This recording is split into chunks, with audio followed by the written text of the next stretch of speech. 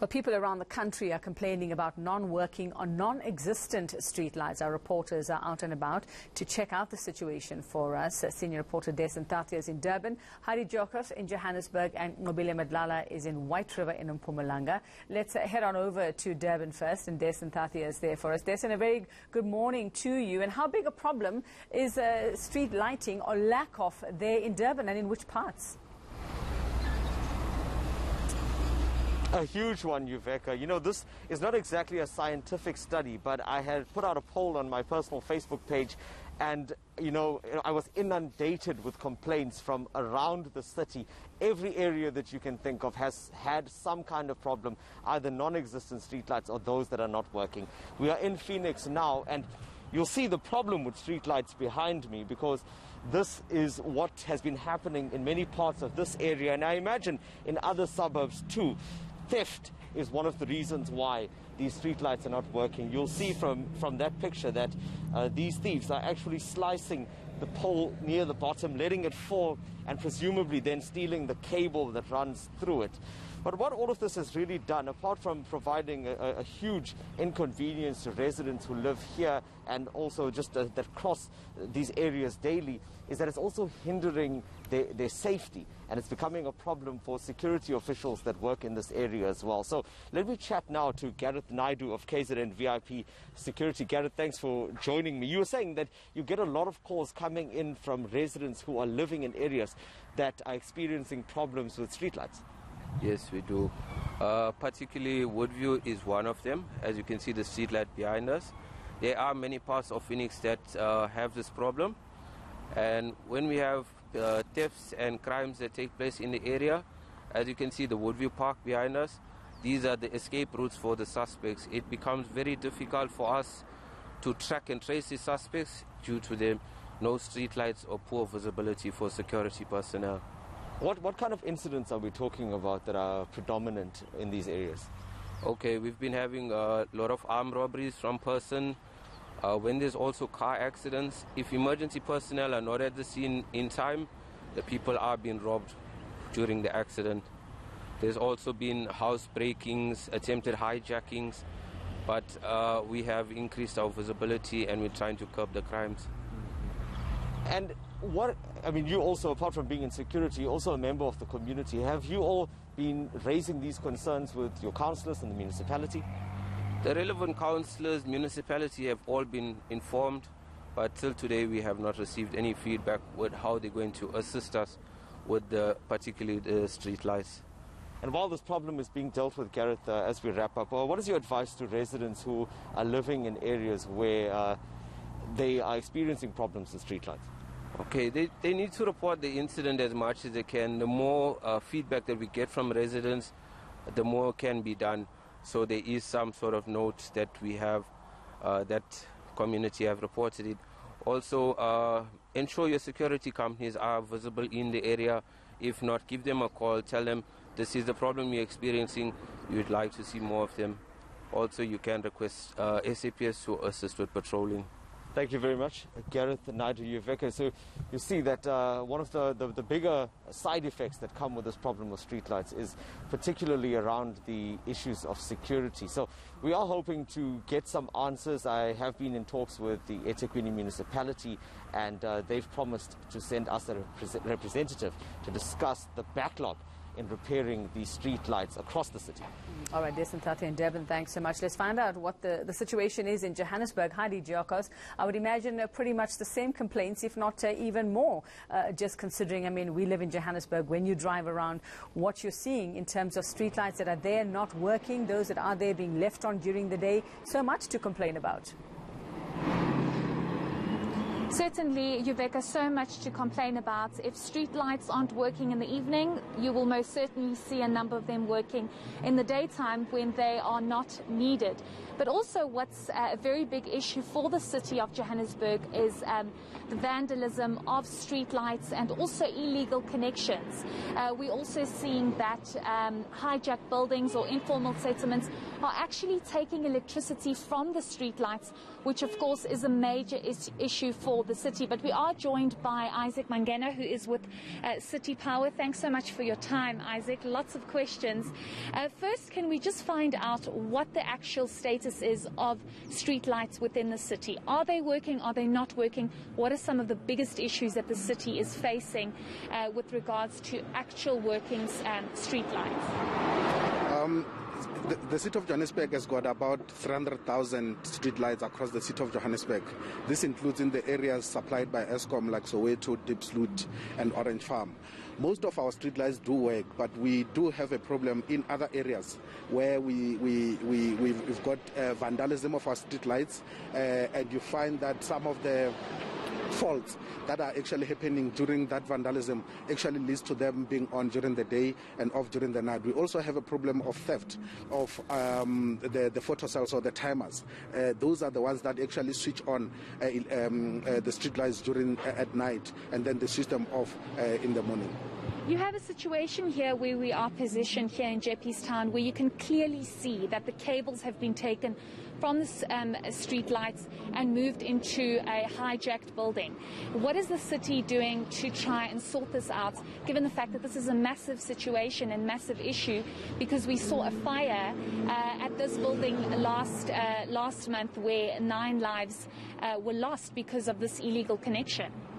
Yeah, we've got a very serious problem of illegal connection across the city of Johannesburg, and most of that illegality, they tap into the circuit that supplies our street lights. And unfortunately, as you rightfully pointed out, this is very dangerous, and we've always advocated to say people should stop with the illegal connections, because it is very dangerous. As you rightfully pointed out, 9 people lost their lives. There have been several electrocutions because of illegal connections, and the other problem is that when they tap into these lights, the lights that behind me are not working because of the illegalities that has actually happened here. So that is the serious problem that we're having. But what we do as the city is to do educational campaigns with the communities where we've got this kind of problems. We have identified those hotspots, and one of them is Jeppestown, where we are now. And also we do cut-offs operations with the JMPD and the police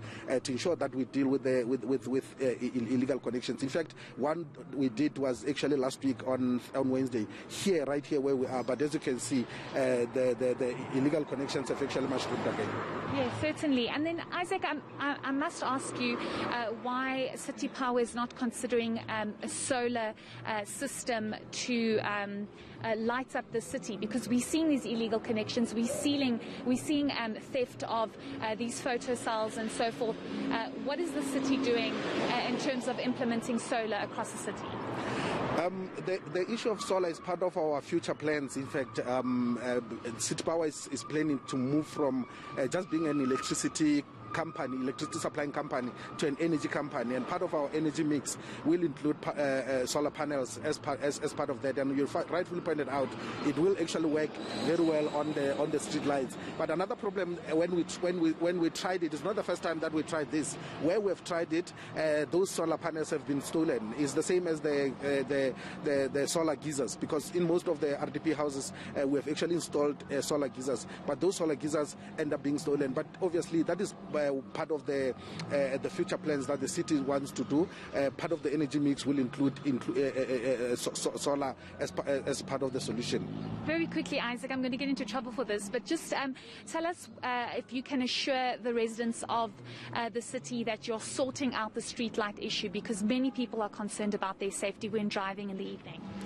The issue of having street lights across the city of Johannesburg is a very important one to us as the city of Johannesburg, because of the safety that it offers to our residents, and as you rightfully pointed out, also safety to the motorists and the pedestrians walking at night. So we are having programs in place to ensure that we install more street lights. We're also having a budget of about 234 million, in fact, for maintenance this year alone, maintenance of our street lights, to ensure that we keep these lights lights on where there are faults, and that's why we're also appealing to our communities to help us spot some of these faulty street lights, because of, as I said, we've got about over a 250,000 of street lights across the city of Johannesburg, so it's almost impossible for us to identify which ones work and which ones don't work. So when the community picks them, they really need to notify City Power so that we can send the teams to come and do to fix those and do the maintenance that is needed. Okay, great. Thanks so much for your time, Isaac.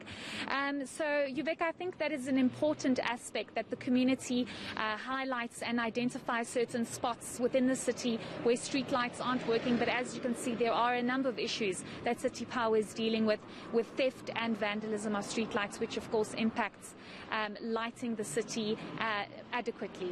Well, good to get, I suppose, explanations from all sides. Like we know, there's always a third side to the story there. Heidi Giokos, thanks very much. Let's head on over now to Mpumalanga, White River. That's where we find Nqobile Madlala. She'll give us an idea there, Nqobile, of just what the situation is, what the frustrations are when it comes to streetlights and safety there. Well, Yuveka, we are still in White River next to the R38. Now, we do know that this is one of the old neighborhoods, and we are joined now by Heidi Giokos, who has been a resident here for quite some time. So perhaps give us an idea, how has this road been since you've been here?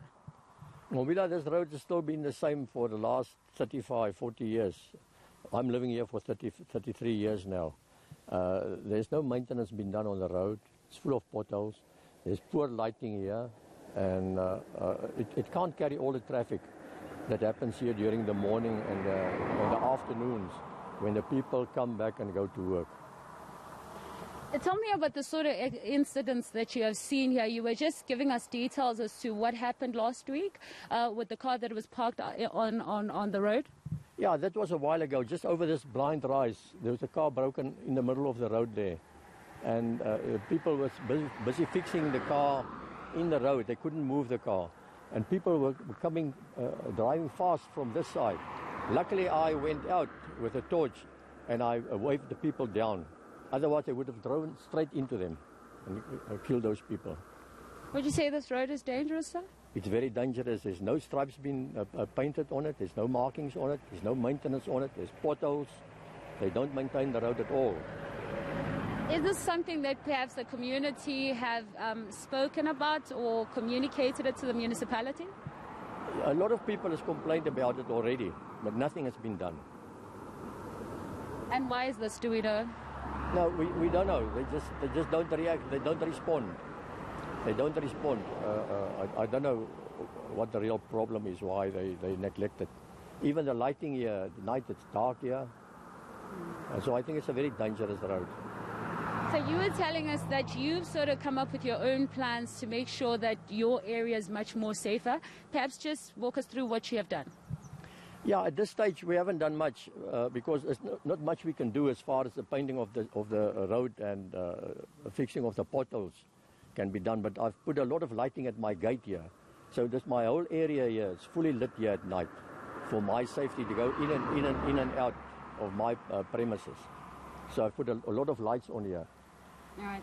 And so you've owned a lodge here, and also now you own a private residency where people are renting. Could you please perhaps explain to us, is it safe for your people? How is the business affected by this road? I've got a couple of people that rents here, and it's dangerous every time. That's why I've put this lighting on here, especially at night time. It's very dangerous for people to drive in and out here. And even if you drive into town here without the markings, the road markings on the middle of the road, it's very dangerous. All right. Thank you very much. Well, you hear there, Yuveka, just Henny, just speaking about the fact that this road is not really the road that one would want to have, saying that they have complained about the issues with regards to the marking on the roads, with regards to the lights. Not much has been done, saying that a lot of people have complained, but not much has been done with regards to the road. But just reiterating that this road is quite dangerous. Also, this road, you find taxis, you find trucks, and he's saying that this is quite an old road because he has lived here for quite some time and not much has been done to upgrade it. Also complaining about things like potholes, road markings and so on. All right, thanks very much, Nqobile Madlala. Yeah, the road markings quite evident there, and the lack of street lighting if we look closely behind you. That's our focus on street lights on this Monday morning.